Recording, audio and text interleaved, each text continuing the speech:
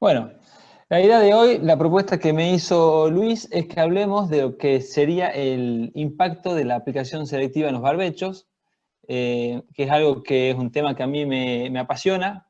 Venimos trabajando ya con el grupo CREA Guayacán desde hace 6 años y siempre rodeado con gente también inquieta y que también va avanzando y va apoyando nuestras dudas y nuestras búsquedas. María José Galdeano, Esteban Bilbao, bueno, todos los chicos del CREA, por supuesto. Así que bueno, es el gusto también de cosas decirlas en nombre de ellos, cosas que hemos producido juntos y cosas que han salido del grupo, ¿no?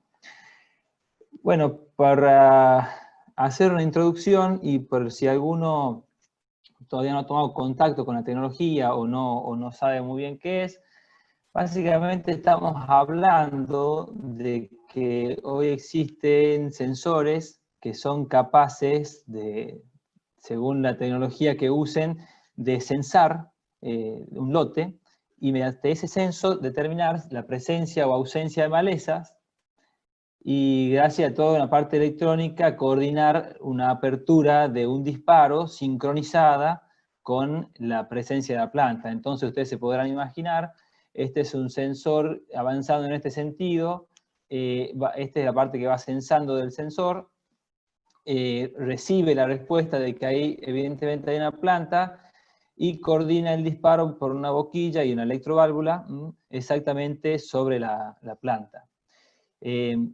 Esta tecnología que vamos a hablar hoy, que es el WeedSeeker 2, que es lo que me han invitado, cuenta de una frecuencia de lectura, o sea, esa capacidad del sensor de 80 kHz, lo cual serían 80.000 mediciones en un segundo. Suponiendo que la máquina anda a 20 km por hora, que es quizás lo más rápido que andamos por decisión y prescripción, digamos, en el lote, eso sería el equivalente a decir que el sensor es capaz de ver 16 veces en 1 milímetro. Entonces, esto viene a responder sobre todo nuestra inquietud más grande de qué pasa con las malezas más chicas, si el sensor es capaz de leerlo, y con estos datos, o sea, queda en evidencia de que es absolutamente capaz y de que él puede coordinar a esa velocidad de avance de la máquina una apertura exitosa de un disparo, como lo están viendo en este caso, en esta foto, ¿no? Así que bueno, creo que la verdad que es una tecnología que ha venido para acompañarnos y para quedarse y para seguir ampliando sus usos, la tecnología de aplicación selectiva. En el día de hoy, la propuesta que tengo es hablar primero de lo que sería la adopción de la máquina, primero partiendo de lo que todos hacen, que es un presupuesto como empresa maquinaria, ¿no? Para ver y adquirirla. Y lo segundo, un presupuesto como empresa campo para ver las posibilidades de uso en los lotes. A partir de ahí vamos a pasar ya a una gestión real de empresas del CREA Guayacán o allegadas para ver la realidad lograda a campo. Y por último, hice un ítem un poco atrevido, le llamo ahorros versión 2.0 más agronomía.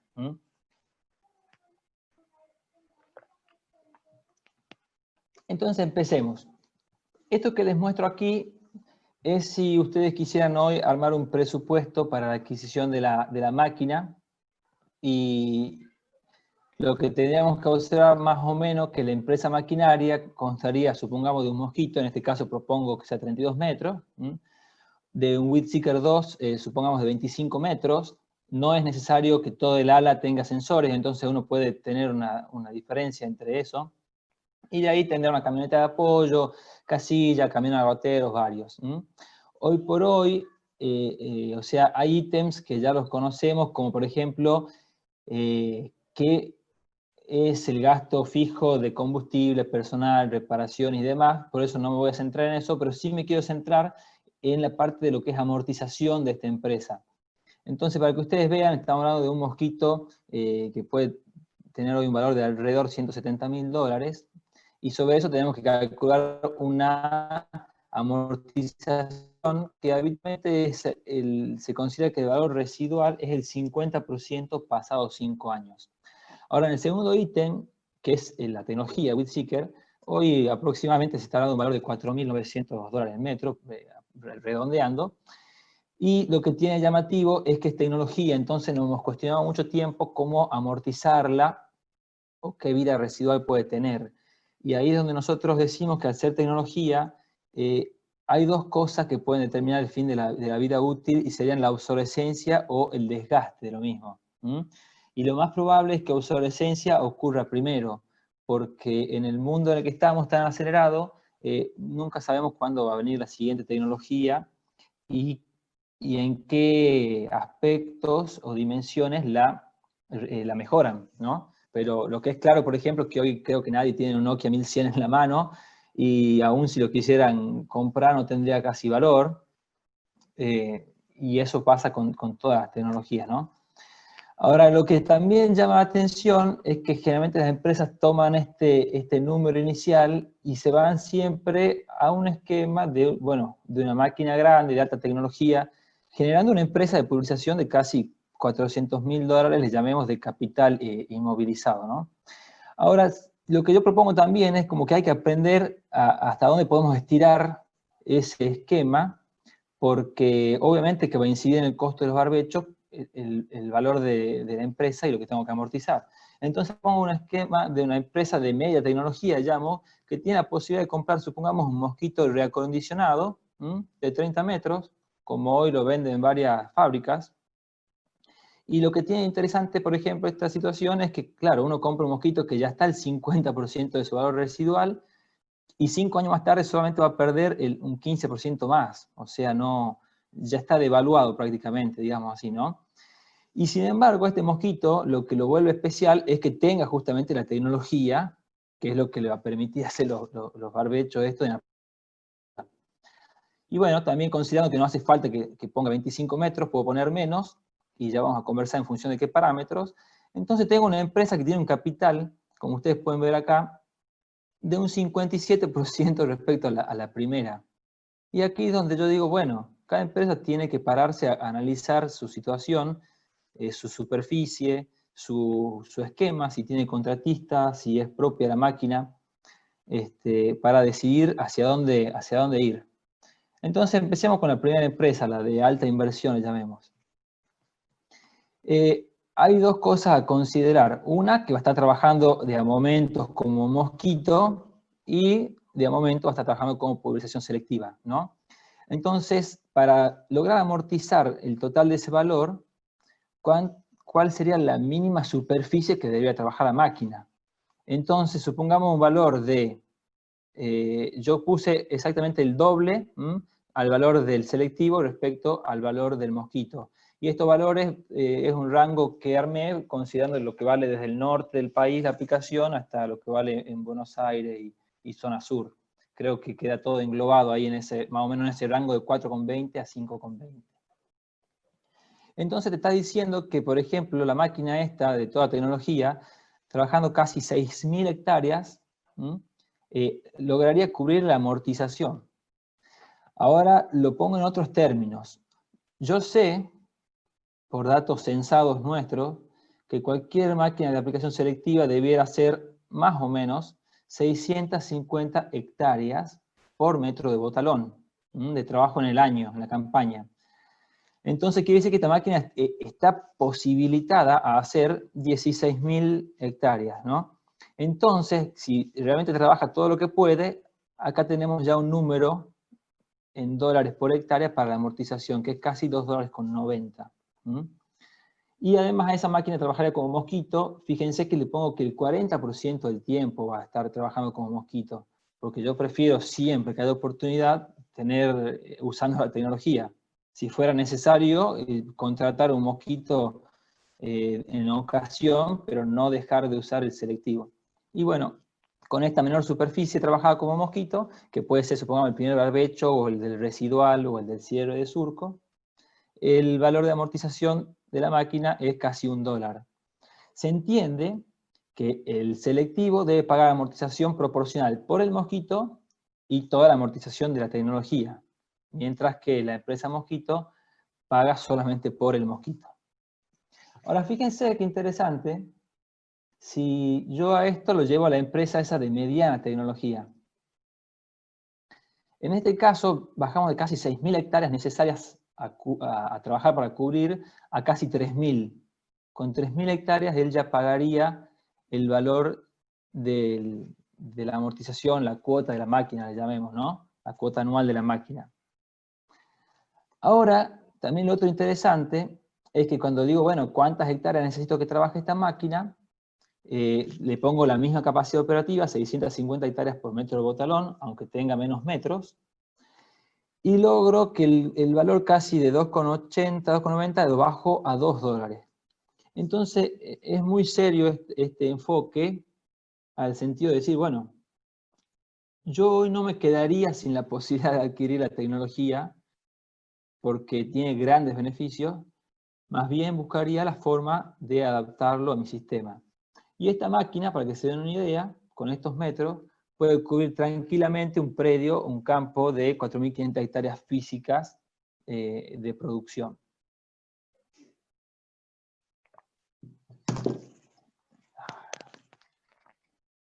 Pequeño inconveniente. Bueno, entonces lo que pueden ver aquí es una máquina toda tecnología, último modelo. Lo que pueden ver aquí es una máquina último modelo, pero con tecnología, bueno, es de arrastre, es más sencilla. Y por último, lo que pueden ver aquí es una máquina que ya venía en uso, que quien la tiene pidió que se le monte sobre eso el selectivo, y como pueden ver, incluso el ala aquí está recortada, es menos que la totalidad del ala, e incluso los sensores no cubren la totalidad del ancho. Bueno, conclusión de la parte maquinaria. El correcto dimensionamiento va a ser importantísimo para la superficie que pueda trabajar la máquina. La inversión debe ser adecuada a la necesidad y posibilidad de cada empresa y buscar el esquema que a cada empresa le resulte más práctico, pero no perderse de usar la tecnología hoy existente. Ahora, pasemos a la parte de lo que sería un presupuesto de la empresa Campo, que ella lo que quiere es ahorrar químico, ¿no? Este esquema lo armamos para una empresa de la zona de Bandera que produce 3.000 hectáreas.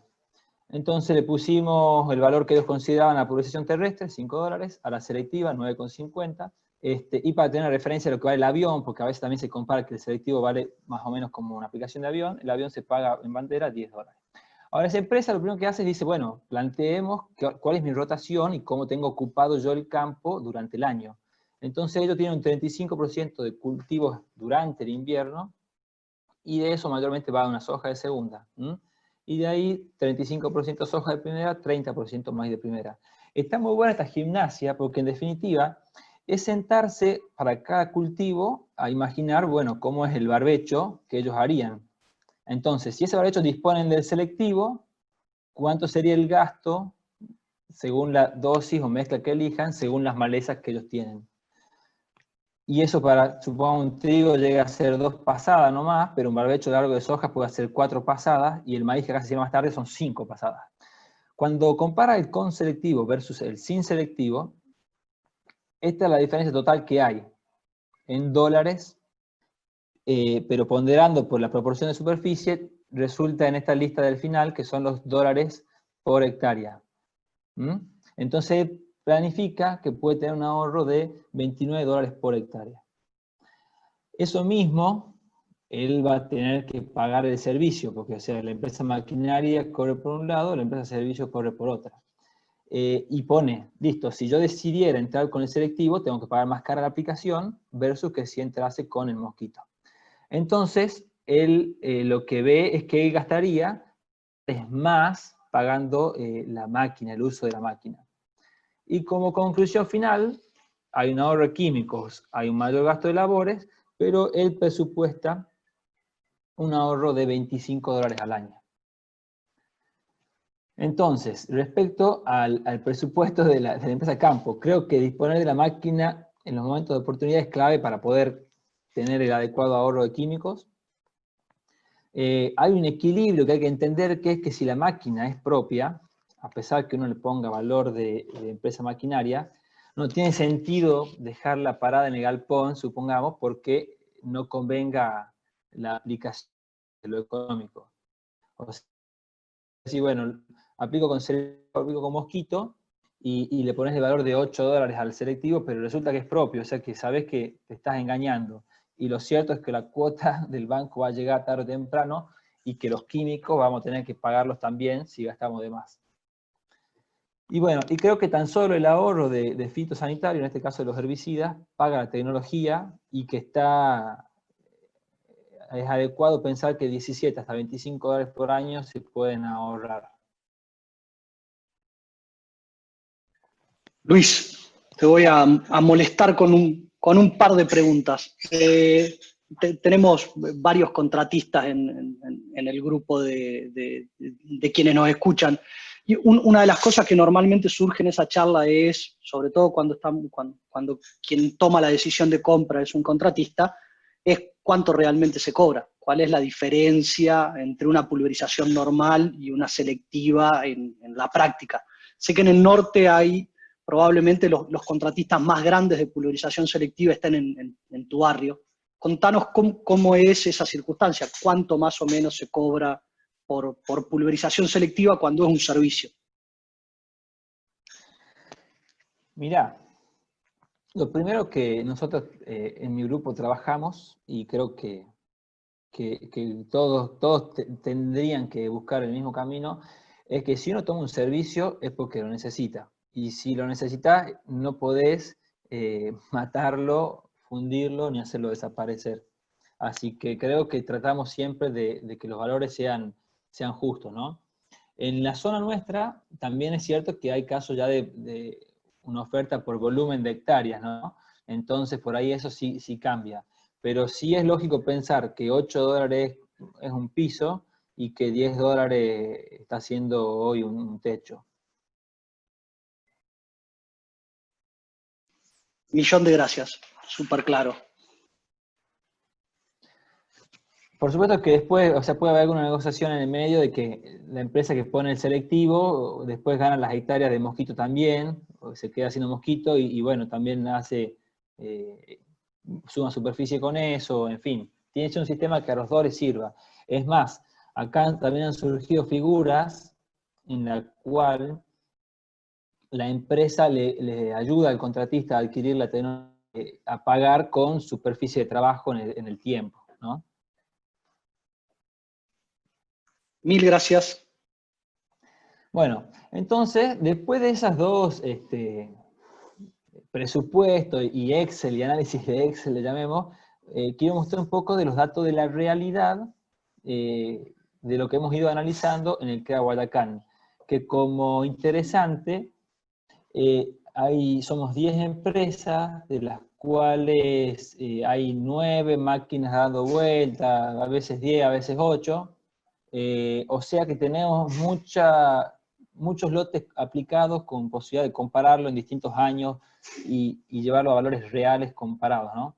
Esto que les muestro es una empresa en particular, una campaña determinada, la cuarta campaña de 6 campañas de uso del selectivo, ¿sí?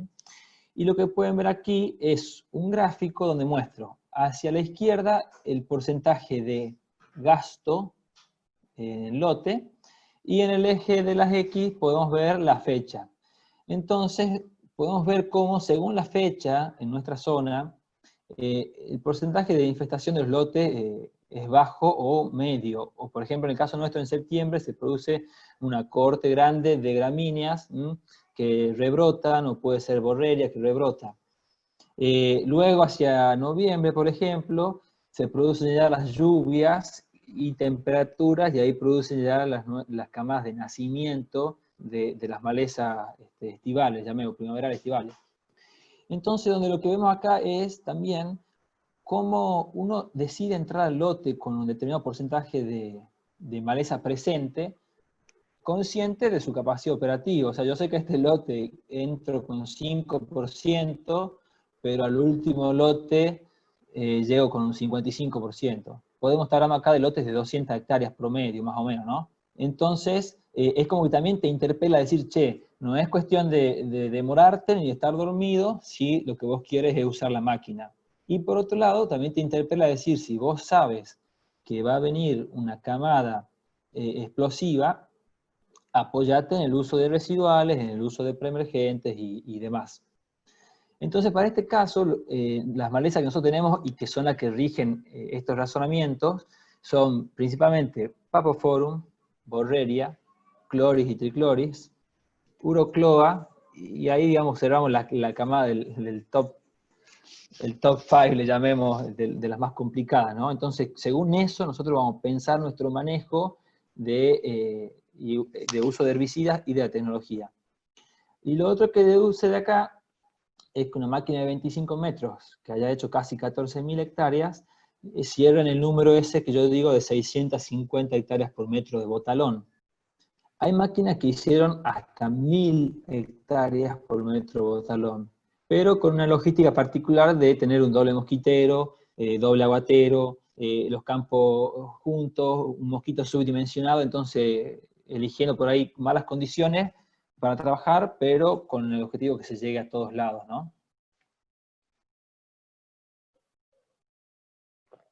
Ahora, este gráfico es la campaña siguiente, que puede haber sido otro clima más llovedor en este caso. Malezas ya he ido solucionando algunas y habrán ido emergiendo otras, pero donde llama la atención que, bueno, que más o menos se puede demorar un poco más la corte, se puede demorar un poco menos, pero llega el momento en que se produce la explosión, por un lado, y por otro lado, fíjense que yo gasté el 16% a lo largo de toda la campaña, entre lo aplicado y lo realmente trabajado, ¿no? Entonces también te da una pauta de decir, transcurrieron de esa forma 6 campañas y los gastos o los ahorros han sido similares respecto al lote y al porcentaje de malezas. Fíjense que aquí, en el censo que hacemos nosotros, bueno, aumentó la presión de Borreria en los lotes, Chloris subió también, Papoforum bajó un escalón, y aparece Amaranthus ya como una maleza problemática en el 18-19, ocupando un 10% de los lotes. Esto, por supuesto, cada región puede tener distinto su esquema, y eso lo vamos a ver un poquito más adelante, ¿no? Pero creo que está claro que para poder trabajar correctamente, uno, hay que conocer dinámica de malezas, por ende la historia de los lotes para saber qué traen en su historia. Como dice mi amigo Marcelo de la Vega, maleza es un problema de lote, entonces hay que saber qué es lo que había, que el año que viene va a haber lo mismo. Optamos por entrar con malezas pequeñas.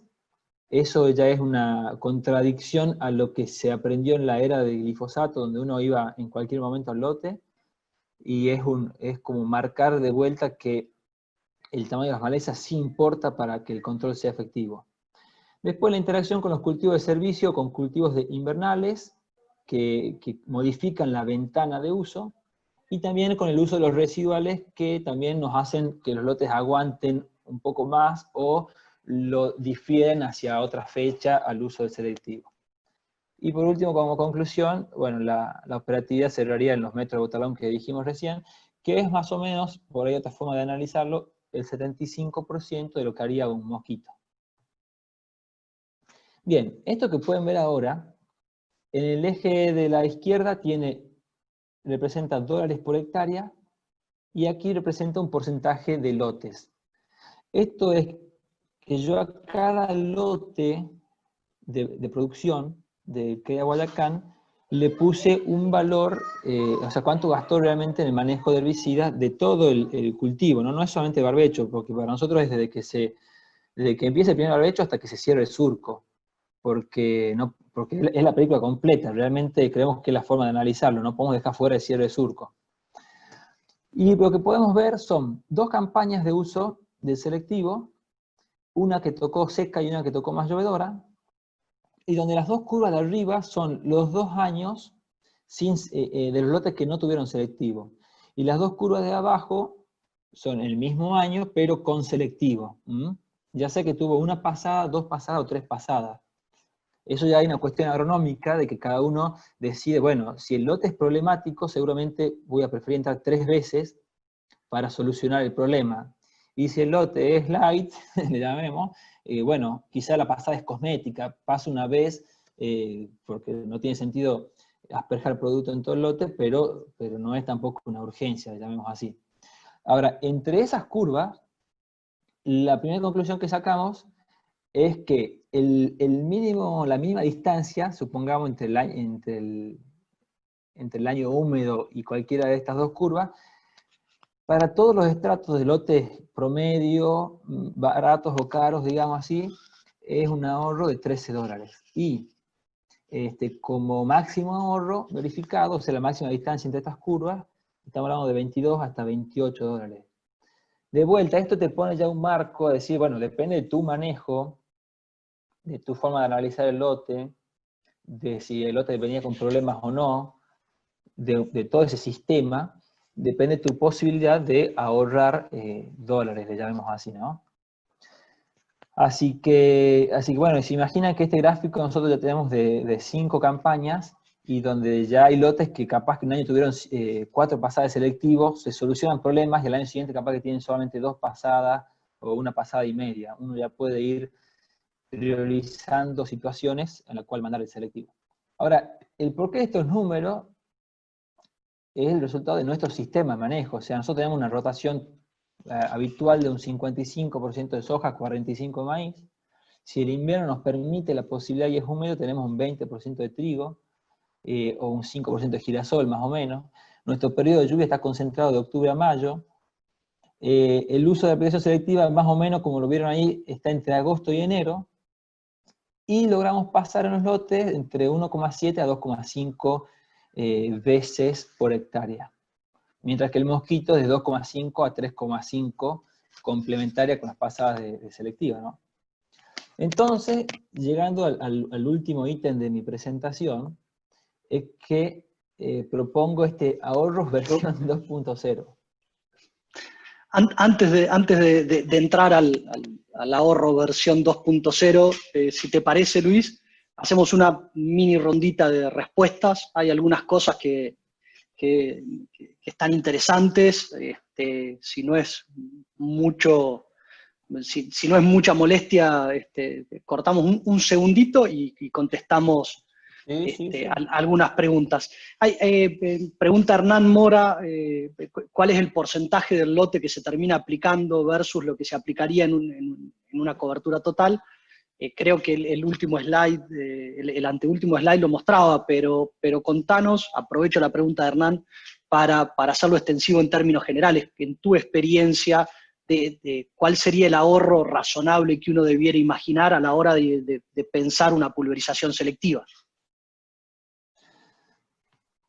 El criterio nuestro, porque también otras empresas usan otro criterio, desde que el lote tiene aproximadamente un 5-8% de maleza verde, digamos, que uno lo hace al ojo después de ir trabajando, nosotros ya empezamos a salir a aplicar.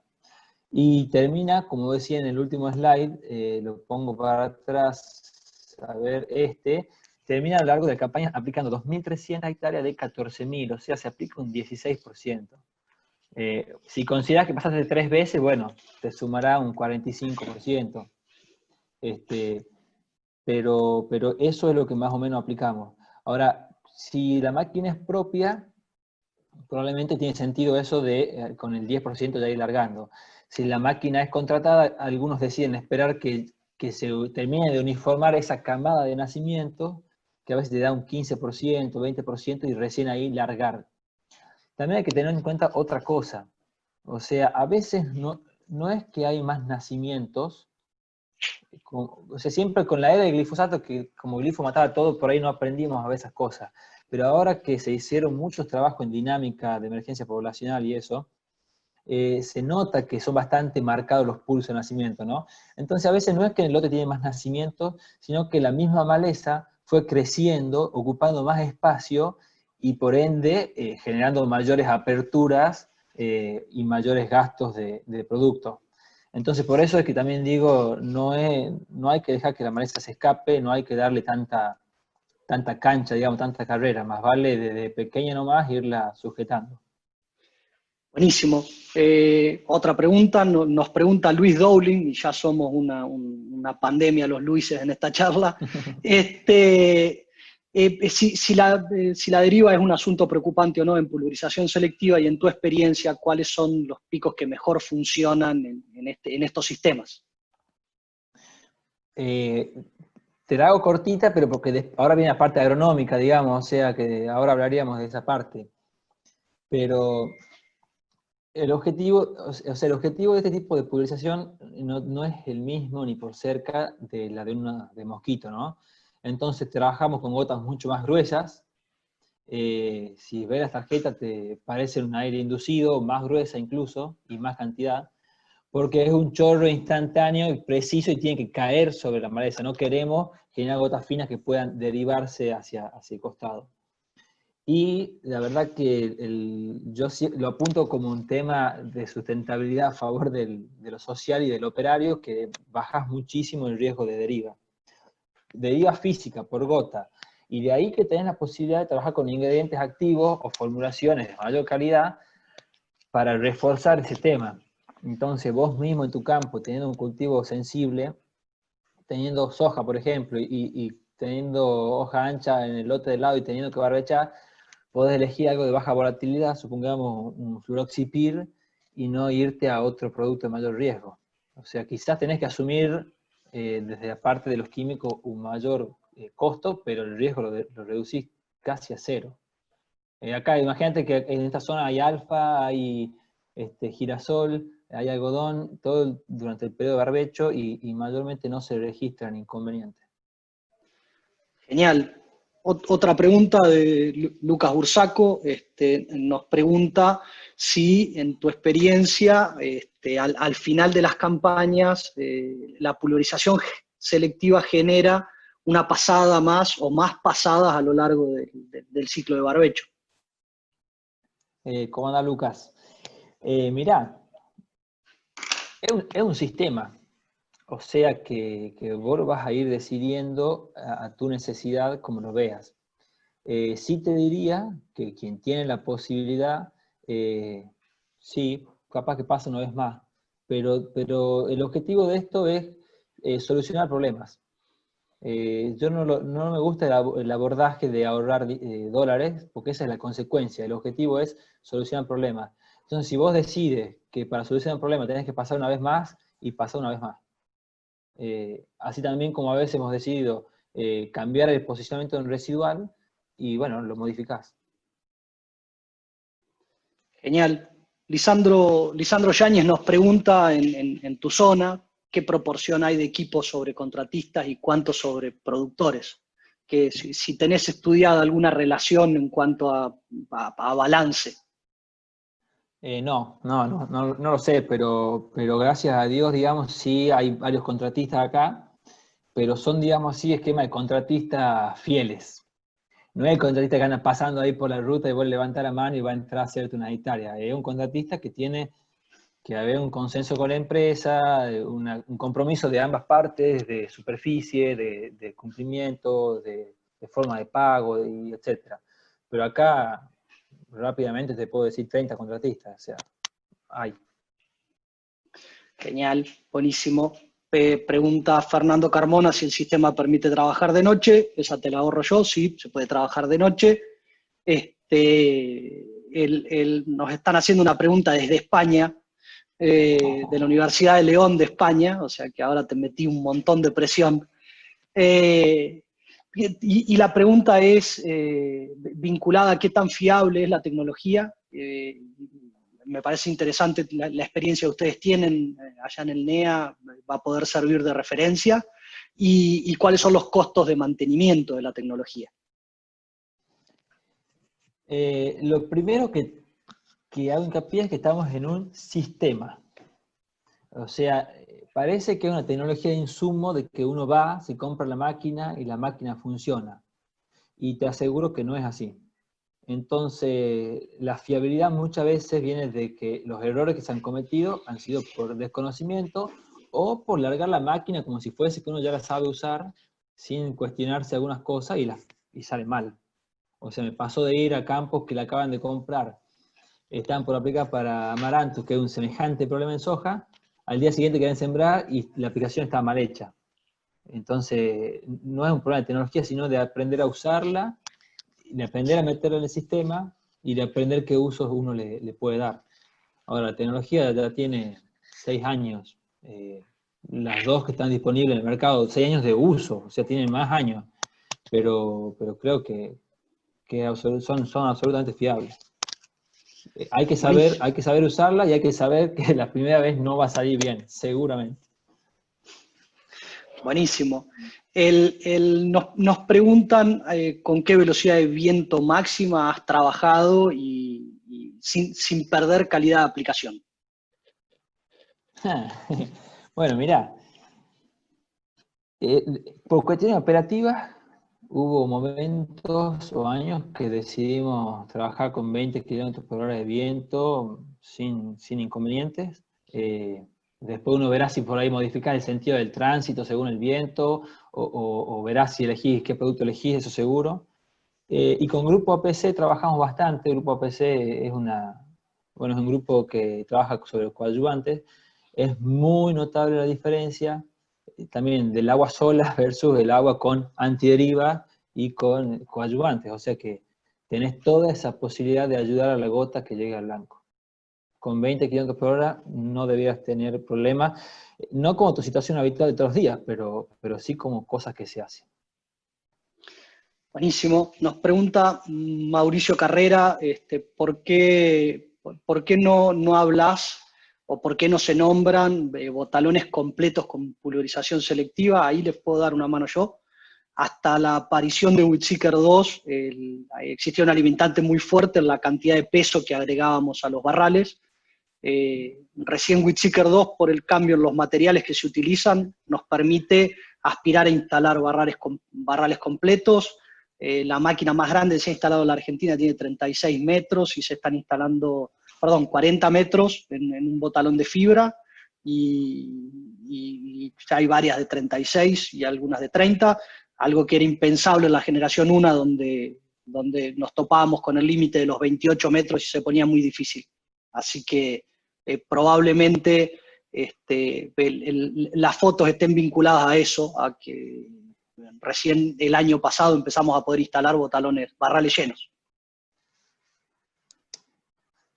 Hay modificaciones en la presión y en el caudal de la mezcla a la hora de aplicar selectivamente. ¿Cómo se controla eso?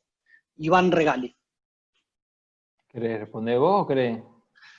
No, te lo dejo. Bueno, como vos prefieras. Y bueno, mirá, o sea, se ha pasado de muchísimas situaciones, desde las máquinas cardánicas tiradas por un tractor, que ese tema era un poco más sensible, a hoy que tenés máquinas, por un lado, caja Power Shift automáticas o caja o mosquitos hidrostáticos, así que por la parte de la velocidad de avance del mosquito ya hay muchísimos avances primero. Y por el lado de tecnología, bueno, está pensada justamente que de momento va abierto una boquilla, de momento van abiertas 50 boquillas. Gracias a Dios, Weedseeker 2 trae ahora una válvula compensadora de presión justamente para ayudar a esa parte, en el sentido que si llegase a abrir todo el botón de golpe, le ayude a mantener constante su presión. Genial, buenísimo. Pregunta Alexis Garino, ¿cómo calculamos las hectáreas que vamos a aplicar? Y ahí sí la puse difícil. A ver, me tomo tu pregunta de cómo hago cuando voy al lote para decidir cuánto preparar, digamos, o cómo hago para ver el ahorro. ¿Sería así? ¿Sí? ¿Cómo hago para cargar la máquina? ¿Cómo me imagino yo, ¿no? ¿Cómo hacemos para calcular cuánto vamos a tener que cargar esa máquina? Mira, la verdad que el ingeniero viene seteado ya como para medir, pesar y contar. O sea que siempre estás tratando de sacar el ojo a las cosas para poder hacerla cada vez más rápido y más intuitivamente. Y con esto no sale de la regla. Creo que los primeros lotes que dirías, vos pensarías que tienen una determinada cantidad de maleza, y le errarías le errarías por 5 o 10% si se quiere, o sea, un lote que vos lo veas de un 20% de maleza podrá tener un 30%, pero no mucho más que eso. Así que para esa situación nosotros preferimos cargar de menos al comienzo, de menos, y después ya a medida que vas trabajando te vas dando cuenta qué gasto tenés real y calculás para cargar lo que falte. La otra salvedad operativa que tenemos es que, o sea, en un momento algunos prefirieron que el mosquito entre solo con agua y haga unas pasadas, y como para tener una idea, pero la verdad que eso en lo práctico no se hace. Lo haces una vez, nunca más lo haces.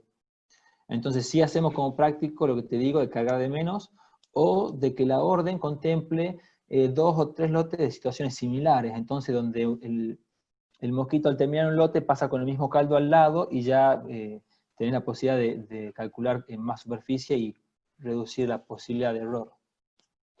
Genial. Yo, si les parece, tengo un montón de preguntas, pero si conociendo más o menos los tiempos de los seminarios web, si te parece, Luis, vamos a avanzar con lo que va quedando. Me parece que queda la parte jugosa y entretenida, y algunas respuestas se van a ir, algunas respuestas están en el resto de la presentación, pero de todas maneras, a medida que vaya avanzando, si surge alguna cosa muy interesante, te corto de nuevo. ¿Te parece bien? Dale, dale, lo hacemos así. Perfecto, mil gracias. Bueno, entonces retomamos por la parte de ahorros versión 2.0. Entonces, con la tecnología disponible, ¿cómo más podemos entender el sistema? Entonces trato de hacer una extensión a otras zonas, o por decirlo a otros climas, o por decirlo a otros cultivos, y no solamente a lo que hemos adaptado nosotros por nuestra necesidad. Entonces, para esto vamos a hacer una dinámica que le llamamos separar frente de fondo. Separar frente de fondo. Entonces pensemos, esto que ustedes ven ahí a su izquierda es un handheld, es un sensor, digamos, que estaría midiendo lo mismo que mide el sensor del WeedSeeker 2 en el barral, ¿no? Entonces ustedes pueden ver abajo que hay una cobertura prácticamente seca de un lote cosechado de soja, y según eso arma una escala donde te dice, bueno, mirá, los NDVI de los rastrojos secos post cosecha rondan el orden de los 0,08 hasta el 0,13, 0,14.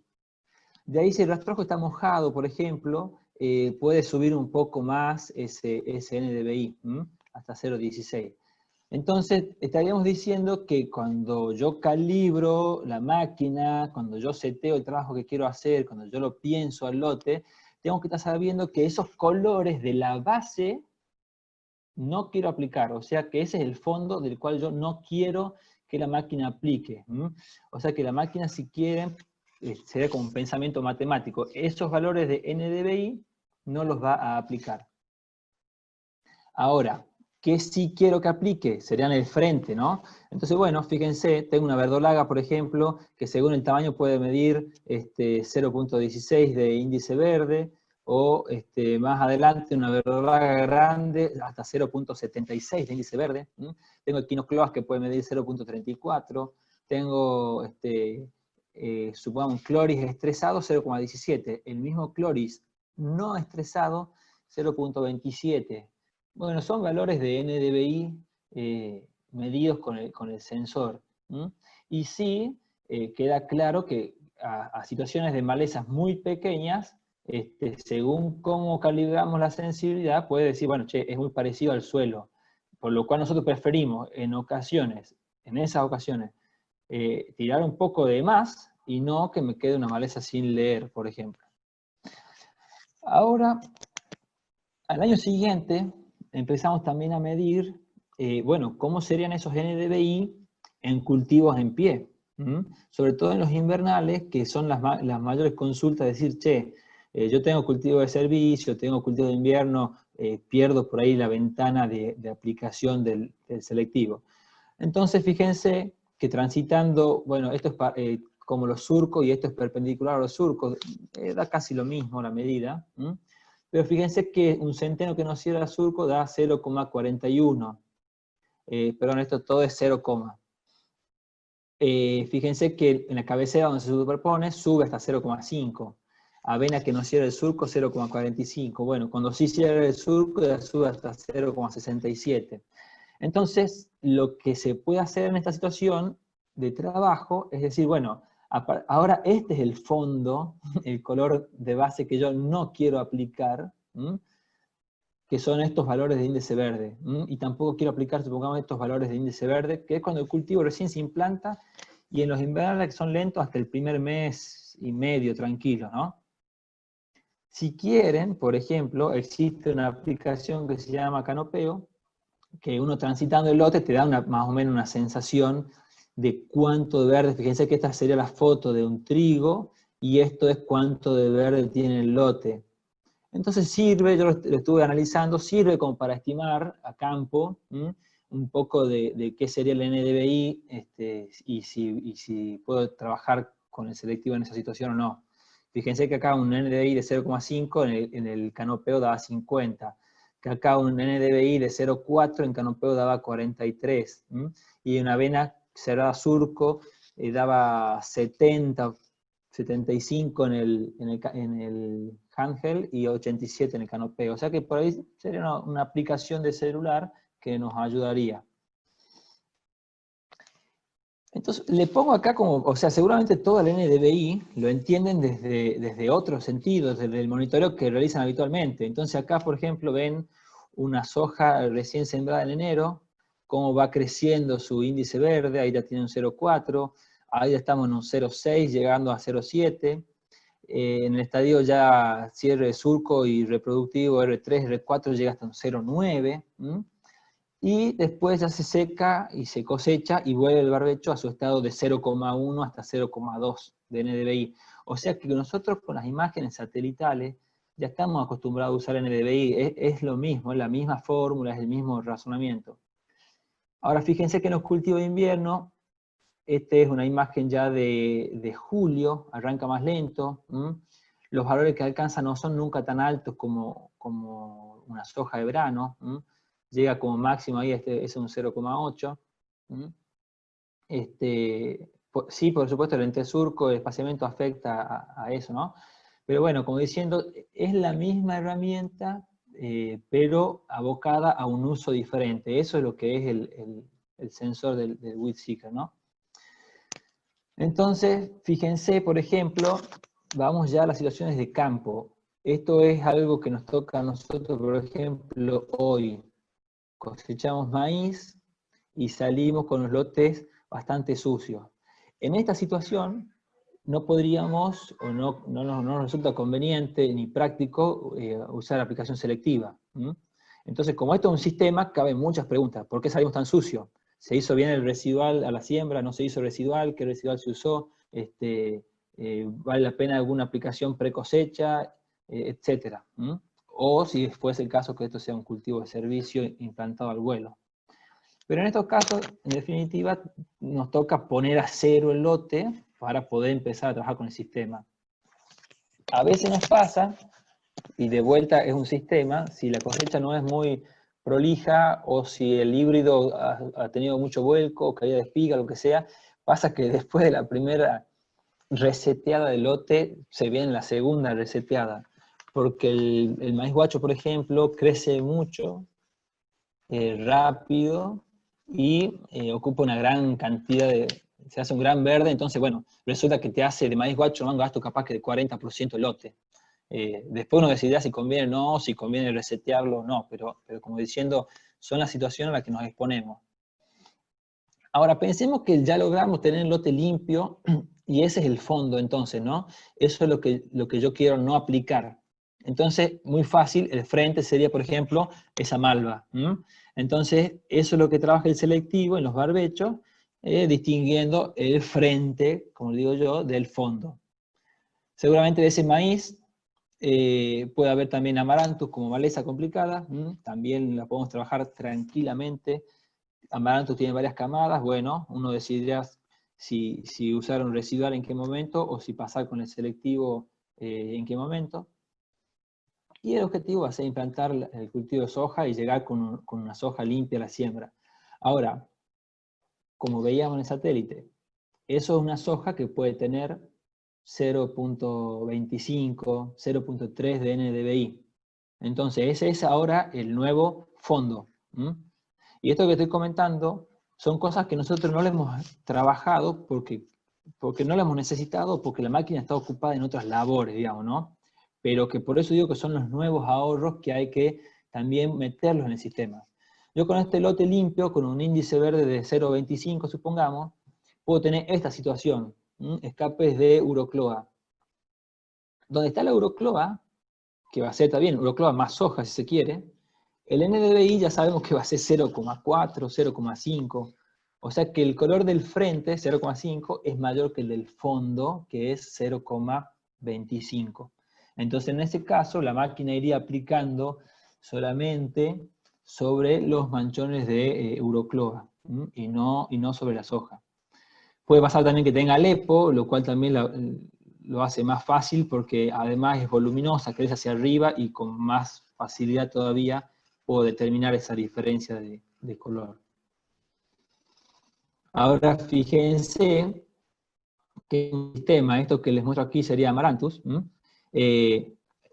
como sistema tenemos que entender que es muy fácil usar aminicida en un cultivo de soja, y cuando empezamos a tener Amaranthus, bueno, ahí se empieza a complicar porque los ingredientes activos factibles ya son menos, o ya están reservados a ciertos tamaños de maleza, ya tienen otro valor, otro costo. Entonces también es acá donde uno juega a decir, bueno, todos optamos en el caso de Amaranthus de tener un buen residual y bien puesto para evitar escape, pero dada esta situación, uno podría todavía entrar al lote y hacer un trabajo de buena calidad y sin tener que aplicar producto en todo el lote, y que encima para el caso de soja generalmente algo de fitotoxicidad le producen, ¿no? Así que creo que está muy interesante.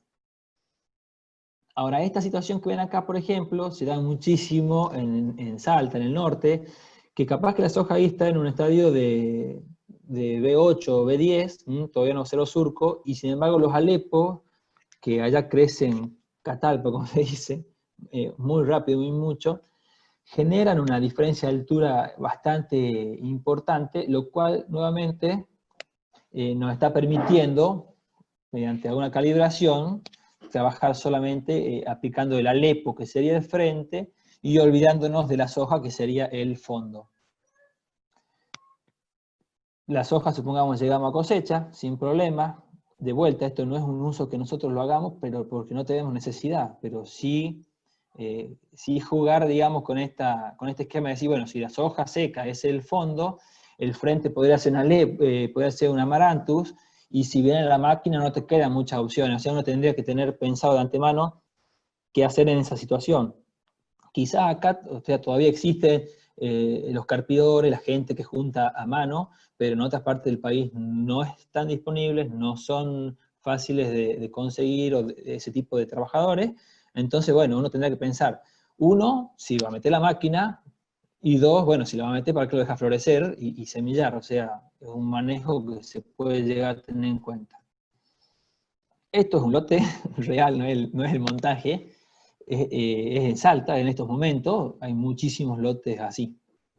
Y obviamente la cosechadora va a sembrar semillas por todo el campo, no está muy difícil de entender eso, ¿no? Es una maleza que nos ha enseñado muchísimo el amaranto. Bueno, supongamos que salimos de la soja, se cosechó, el lote salió bastante limpio.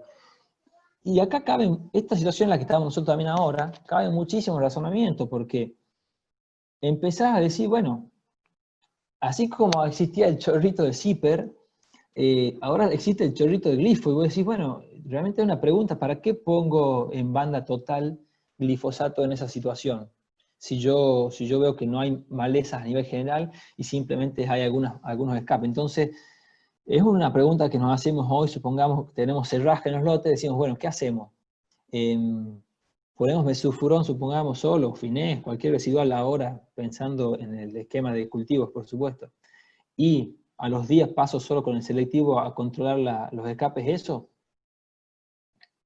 Otro punto de vista, supongamos, esto que ven aquí es Papophorum, es una maleza bastante dura, pero yo después de la cosecha de soja, tengo la posibilidad de tenerla podada, con hojas tiernas, sinceras, porque todavía no heló, y te despierta la posibilidad de decir, bueno, del uso de algún graminicida.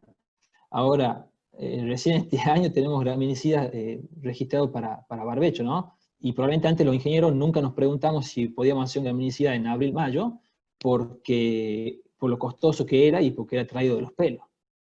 Ahora, con una máquina que en ese caso gastaría capaz que el 5%, el 10%, con una maleza que está receptiva, ¿por qué no hacerlo? Entonces también te empezaba a preguntar cosas de lo técnico, de cómo se modifica el sistema. Ahora lo otro también, si empezamos a usar un graminicida en abril, mayo, tenemos que ser sustentables para llegar hasta la siembra, no repitiendo siempre la misma herramienta o el mismo mecanismo y modo de acción. En el norte pasa que hay Alepo, por ejemplo. Ahora, si ese Alepo yo lo tuviera acá, yo he de suponer que se va a helar. Y si se está demorando en la helada, capaz que no le haga un graminicida, pero pudiera ser un desecante. Total, en cuanto rebrote ya lo va a agarrar la helada. O sea, la herramienta que puedo usar yo acá, o más al sur, no va a ser la misma que puedan querer usar en el norte. Entonces, realmente te abre posibilidades y te abre distintas opciones de juego, le llamemos.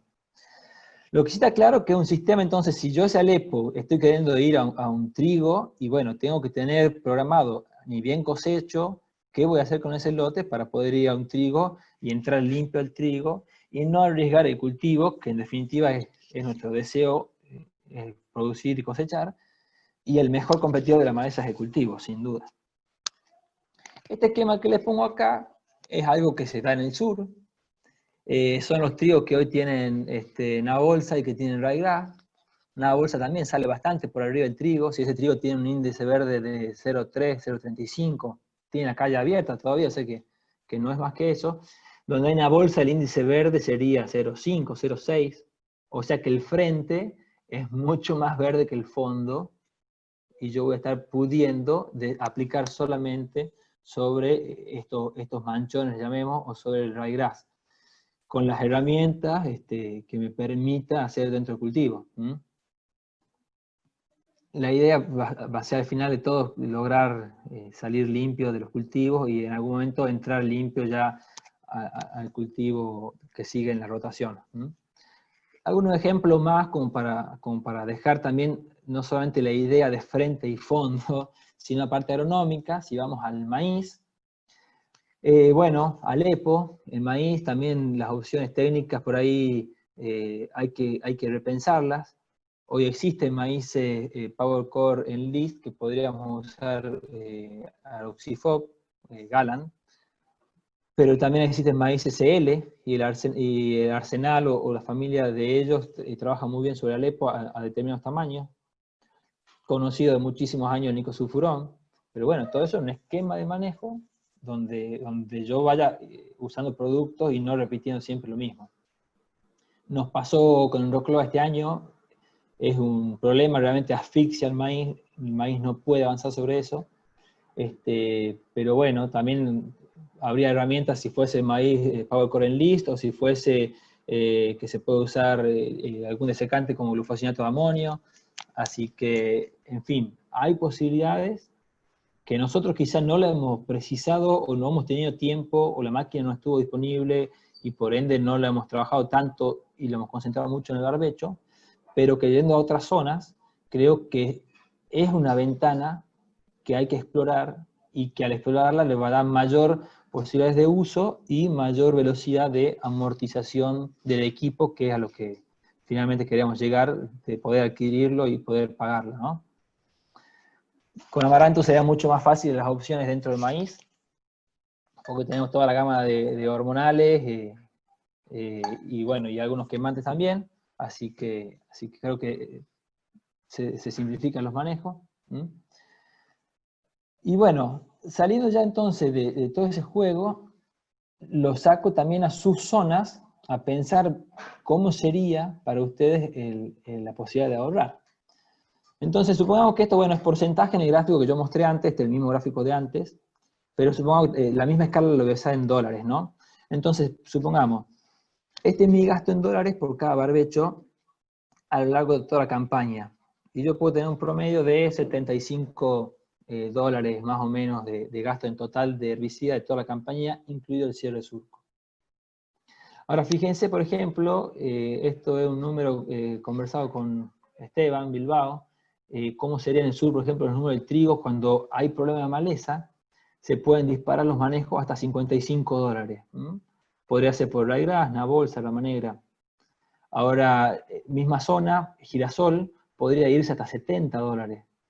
O sea, quizás mi posibilidad de ahorrar en este barbecho, que es tan barato, que son 15 dólares, no es tan grande como la posibilidad que tienen en el sur de decir, che, tenés 55 dólares. No parece muy difícil de generar un ahorro sustancial en esa situación. Con girasol, si el manejo total incluye 70 dólares, habrá que ver cómo calza el selectivo, en qué momento y con qué malezas, pero también nos estaría ayudando bastante. Y en nuestro caso sí nos ayuda con el manejo de las hojas anchas, que por ahí hay escapes previo a la siembra, y bueno, el girasol es muy sensible a los hormonales, puesto en cobertura total.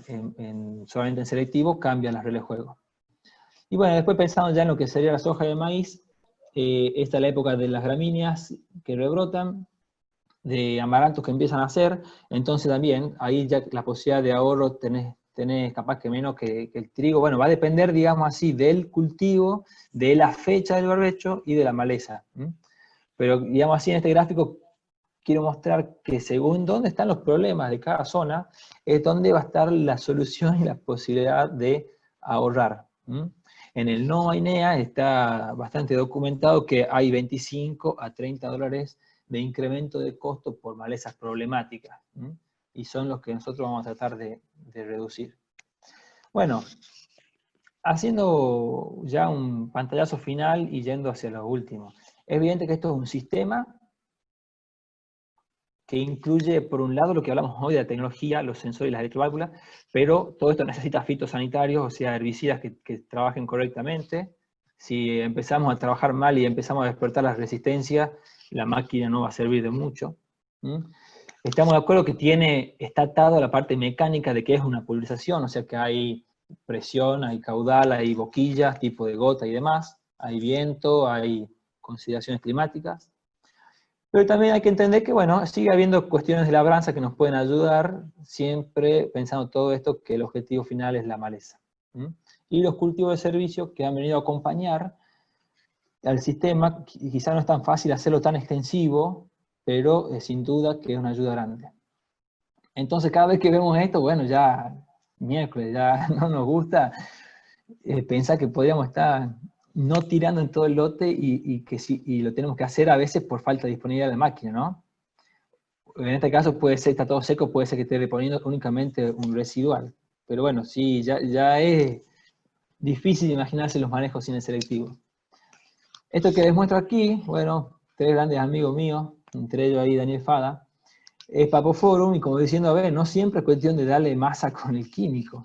En este caso lo que usamos es una herramienta que es digamos, un pie de pato, le llamemos, la fábrica acá se llama Seri, lo que hace es cortarlo justo 5 o 4 centímetros abajo de la superficie, lo cual es muy útil y práctico para todas las malezas que tienen su corona o su yema arriba. Las desprende y no rebrotan más, es muy interesante. Otra herramienta, para otras situaciones donde hay más humedad, digamos, en banderas se usó muchísimo este año, también es descalzar las malezas, es el objetivo, y no me vuelvo loco pensando que es volver a la convencional, ni por cerca. Es una labranza muy superficial, no rompe todo el sistema que venimos generando, tampoco hace una remoción total de la cobertura. Sí creo que hay que entender que hay malezas que en determinado momento requieren de esto. También creo que hay que escribir nuevas reglas, digamos, de la sustentabilidad. Hablando del ambiental, por supuesto que máquinas generan una reducción del uso de fitosanitario, del consumo de agua, del transporte de bidones, toda la huella de carbono que eso hace. Creo que es muy complementario con los cultivos de servicio, lo cual juntos aporta mucho al sistema. Y creo que favorece a tener una adecuada rotación de ingrediente activo y modo de acción, justamente porque nos reduce los costos y nos aumenta las posibilidades. Ahora, yendo a lo social, que era una de las preguntas, hay una reducción del riesgo de deriva. Considero social, mi primera sociedad es mi vecino, no hablemos del pueblo, siempre lo pensamos como el pueblo, pero el vecino, de no tener un problema con mi vecino en haberle quemado un lote ni nada, y después el poblado, por supuesto, creo que facilita al operador la labor, por supuesto que tiene que aprender a usarla, por supuesto que es algo nuevo para él, pero sí creo que le facilita la labor porque, bueno, son menos carga de tanque, están menos tiempo expuesto, uno puede reducir o elegir arbitrariamente bajar las bandas de peligrosidad.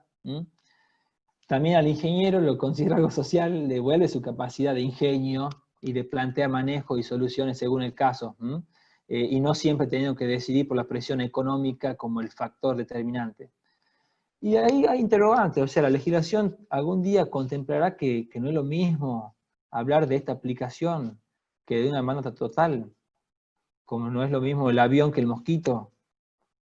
¿Habrá alguna norma de BPA que recompense el buen uso, estándares? Bueno, no lo sé, creo que también hay cosas por escribirse. Pero redondeando, si tengo que hacer un resumen de las certezas que tenemos, es que el objetivo es, de todos estos manejos, tener los lotes limpios y solucionar problemas. Y que la consecuencia es lograr ahorros. No podemos centrar todo el razonamiento en ahorros solamente. Creo que ya está verificado el ahorro de producto de 15 a 25 dólares por año. No solamente en el Excel, sino en el campo. Creo que nunca nos arrepentimos de llegar temprano a controlar un lote y siempre te arrepentís de llegar tarde, porque el tamaño de la maleza sí importa. No hay que subestimar la capacidad operativa y hay que verificar el correcto funcionamiento de la máquina al inicio de la campaña y durante la campaña, y capacitar al operario para eso, para reducir los errores operativos.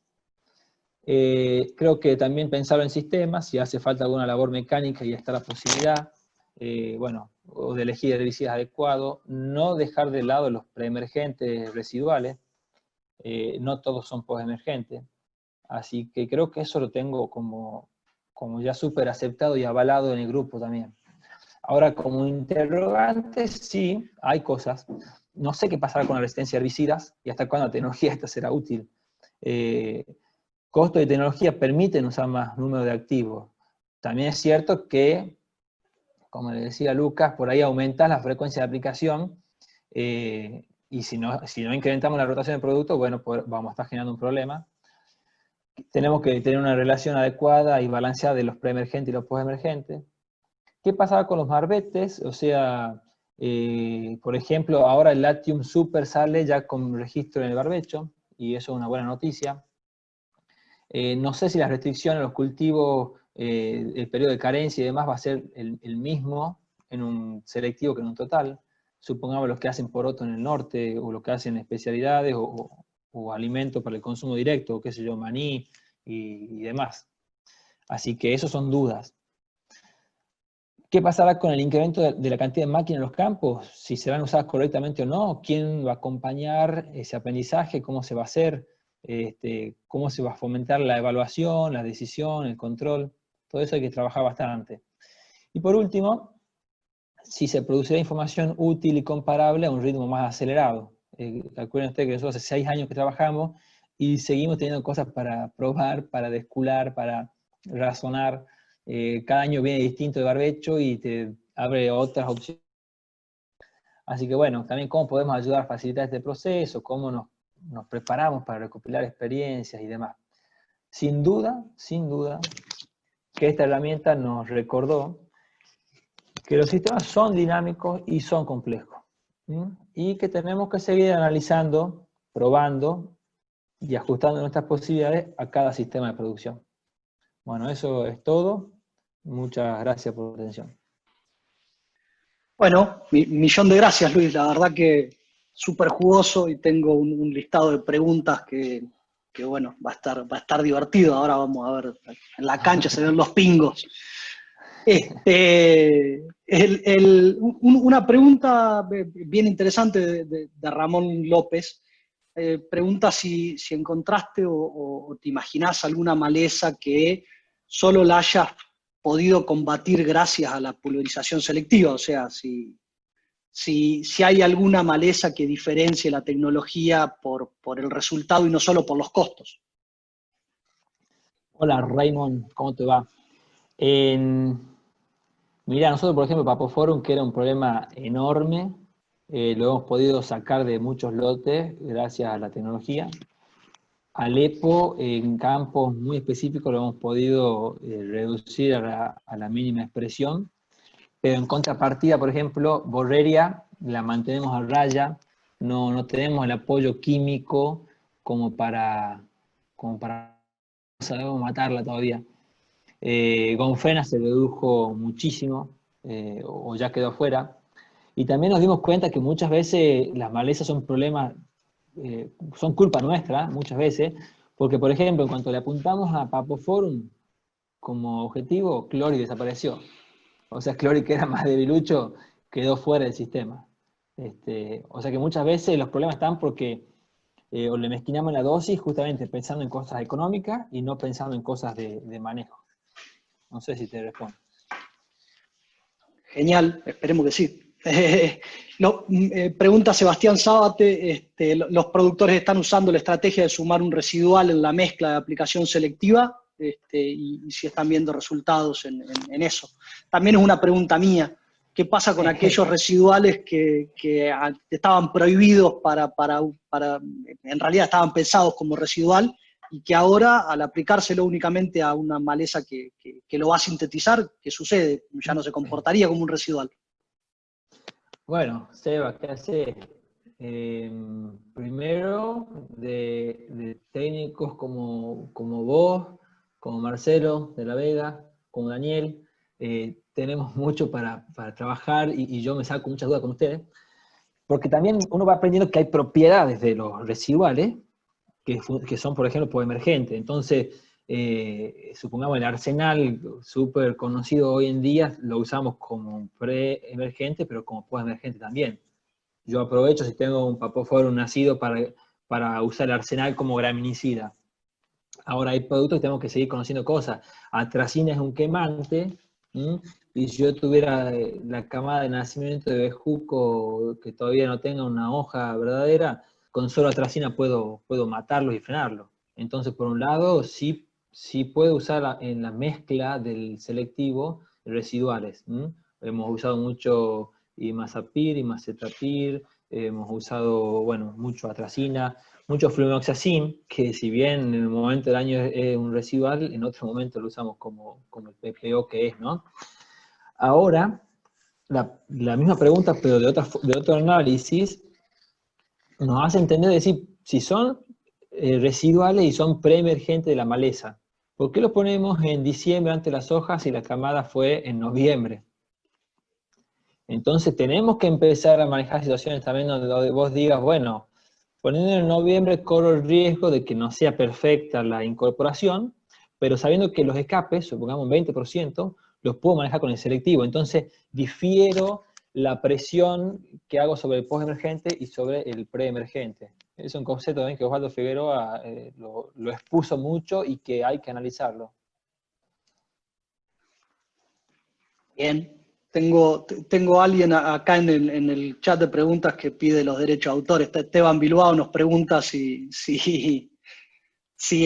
realmente con la práctica de pulverización selectiva han empezado a aplicar con malezas más chicas y si están rotando más modos de acción. Si realmente eso que es un aspecto un poco teórico, si se volcó realmente a un aspecto práctico.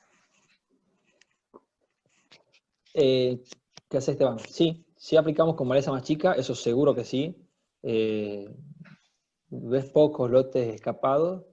Sí también tenemos una noción muy clara de decir, a ver, si yo tengo poca capacidad operativa y la máquina está limitada, tengo que priorizar lotes. Entonces los lotes problemáticos voy con la maleza más chica. Eso para arranque.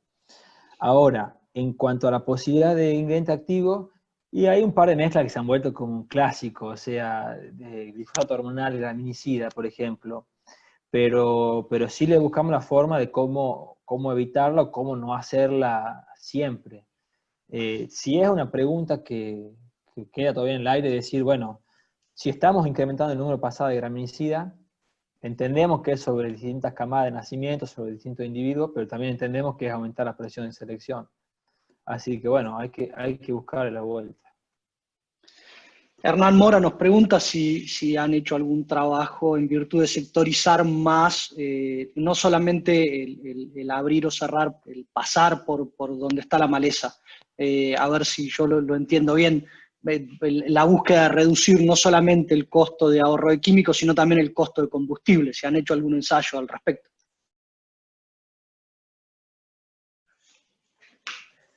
No, mi pregunta también me sale, por ejemplo, a la posibilidad del tránsito y de reducir el tránsito. O sea, yo lo veo como que si aumenté también la pasada de selectivo, también aumenté una pasada de tránsito, que es hoy algo que sí me preocupa. Por otro lado, dentro del costo de combustible, supongamos, está todo el tema de acarreo de agua, de acarreo de bidones. O sea que indirectamente sí estamos reduciendo el uso de combustible. Y por otro lado, supongamos las empresas hoy, teniendo la posibilidad de tener un mosquito hidrostático, un mosquito de transmisión a cadena, supongamos, el hidrostático gasta el doble, y las empresas no están pasando a cadena por eso. Creo que es un sistema y hay muchos vértices y muchas aristas. Buenísimo. Francisco Refo nos pregunta, calculo que te voy a poder dar una mano yo, cómo manejan el tamaño de la gota asperjada y si se tiene algún control sobre el tamaño de gota y si el sistema permite ser utilizado con pastillas de inducción de aire. Vamos al revés entonces, ¿sí? No se podría usar con sistemas de pastilla de inducción de aire porque generan una demora desde que abre la válvula hasta que efectivamente sale el producto. No hay ningún control sobre el tamaño de la gota y el tamaño de la gota queda definido por el tipo de pastilla y la presión. Ya una que te toca más a vos, Luis. Como contratista, ¿dónde suponés vos que está el equilibrio entre el costo del equipo, el ancho de labor para un establecimiento de 1000 hectáreas? De 1000 hectáreas. ¿Sí? Mirá, una vez se puso una máquina de, creo que eran 14 metros.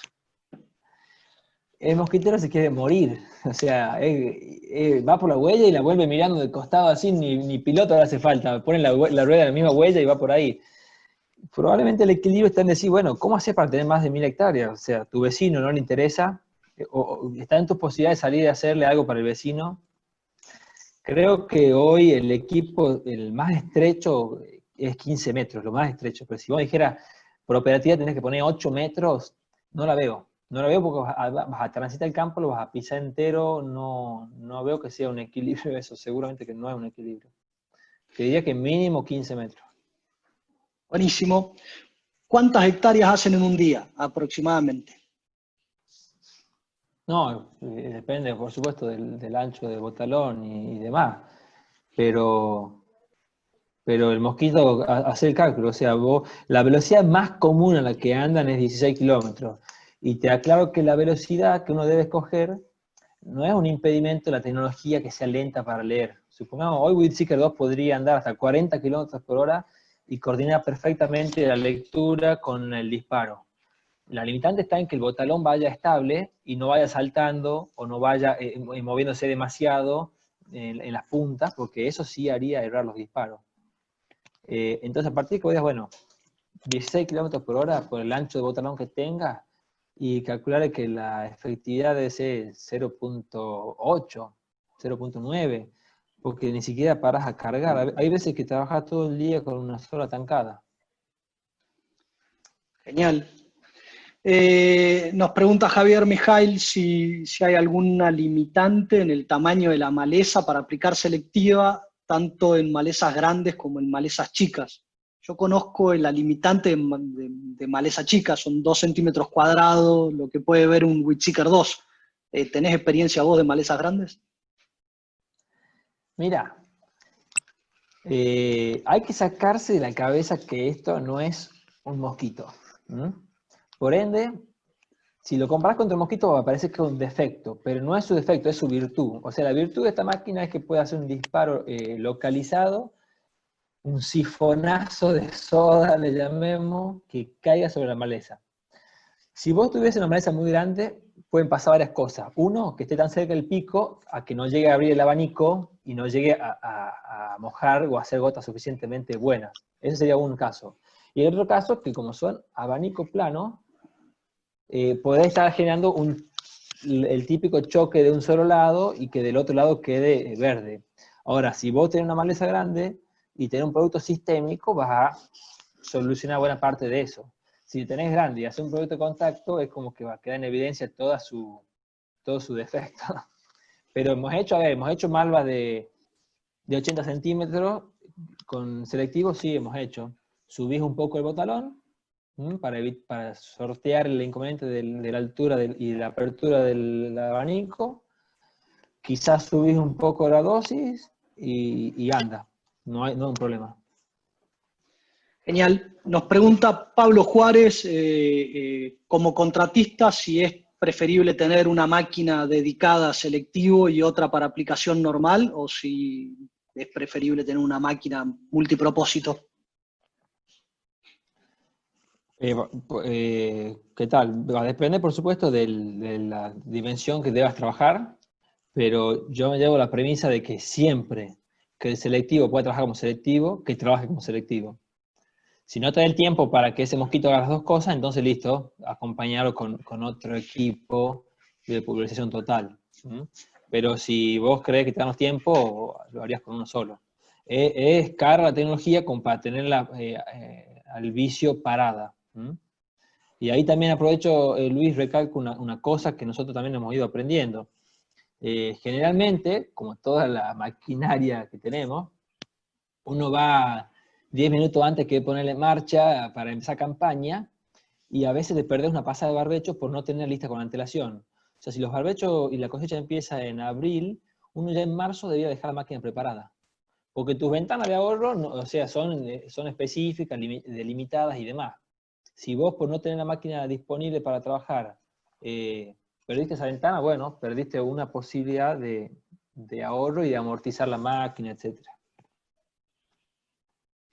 Buenísimo. Y nos pregunta Hernán Caponi, ¿qué experiencia tenés con máquinas con doble tanque o aplicando con más de un barral al mismo tiempo?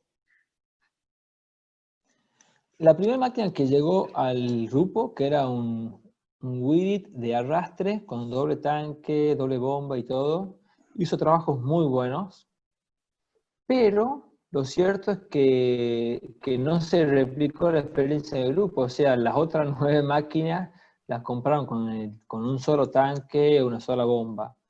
Le agregás un grado de complejidad al sistema de decir, bueno, el mosquitero ya tiene que saber que está trabajando con 2 caldos en simultáneo, que no tiene que equivocarse de tanque al momento de la carga, o sea que ya hablas de alguien más especializado, que se le gasta destiempo, o sea, se le termina primero uno, después se termina otro, y como para que lo tengas en cuenta, sería como cuando tenés que fertilizar con 140 kilos de urea y estás sembrando maíz que sembra, ¿cuánto? 20 kilos por hectárea. Entonces, la máquina pierde más tiempo cargando fertilizante que sembrando maíz. Bueno, acá es lo mismo. Vos le harías perder tiempo cargando producto para la banda total, cuando él podría en realidad estar funcionando como selectiva. Son puntos de vista. Como te digo, la máquina anduvo bien, los tratamientos que se hacían eran buenos, luego después las otras empresas no siguieron ese camino. Yo tengo de charlas que hemos compartido, siempre rescato un análisis que hiciste alguna vez de qué sucedía con la visión del contratista. Si uno tuviera si uno fuera un contratista, y tuviera el público, ¿qué era preferible? Si comprar una máquina o comprar un selectivo.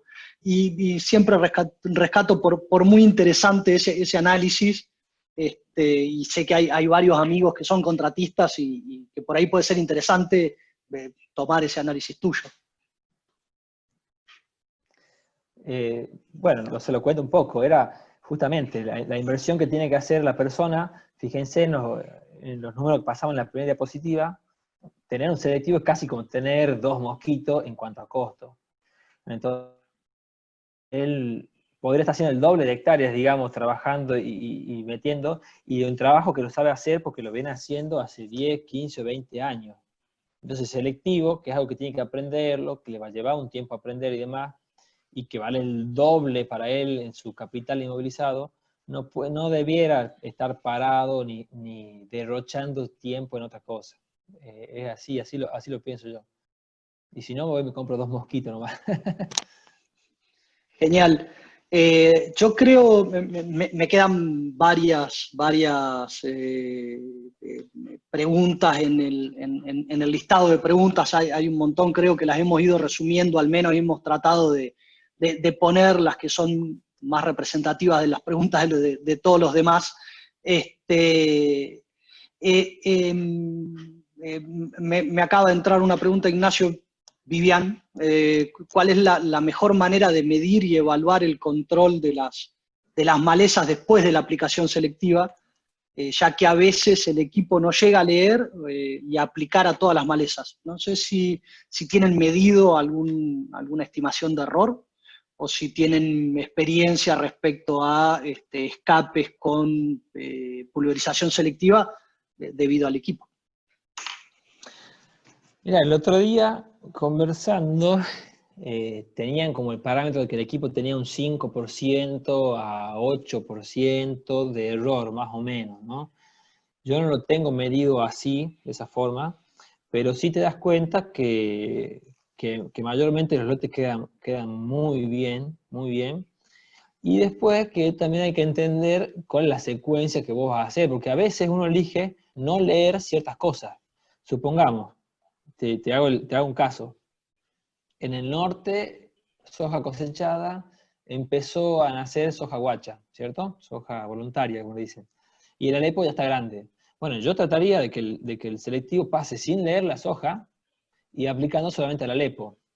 Ahora, si eso fuese semilla de Alepo recién nacido, la soja sería Alepo ahora recién nacido y Alepo grande, depende de cómo vos la calibre la máquina, vas a estar eligiendo que algo no lea. Si vos querés que lea todo, y le pones una sensibilidad muy, muy baja, digamos, bueno, vas a estar gastando otros porcentajes y que capaz que no lo querías gastar. Bueno, depende de cómo la pensás la estrategia.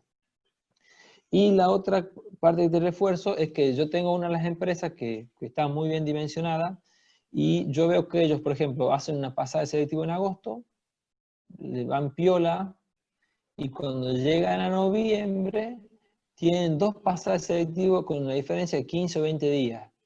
Y puede ser que que de la primera pasada haya algo que se haya escapado, pero lo agarre en la segunda. Pero también es cierto que él sabe que ahí entrando, lo en 15 días ya lo deja el lote limpio, patio, y ya llega, bueno, hasta la fecha de siembra con su manejo habitual de residuarios. Buenísimo. Creo que al menos de mi lado quedó cubierto casi todo el paneo de preguntas. Agradecerte, Luis, enormemente de nuevo el tiempo que nos has dedicado. La verdad que súper informativo y un placer poder tenerte en este tipo de charlas. Agradecerle a todos los participantes que han estado haciendo parte de la charla. La verdad que es un honor tenerlos y bueno, decirles desde ya, estamos a disposición para lo que haga falta, ya sea para preguntas que hayan quedado, hacérselas llegar a Luis, así como para dudas que vayan surgiendo. Estimo que les vamos a hacer llegar la charla está siendo grabada, así que se la vamos a reenviar para que la puedan ver y encontrarle los defectos a Luis, es algo que pueden hacer.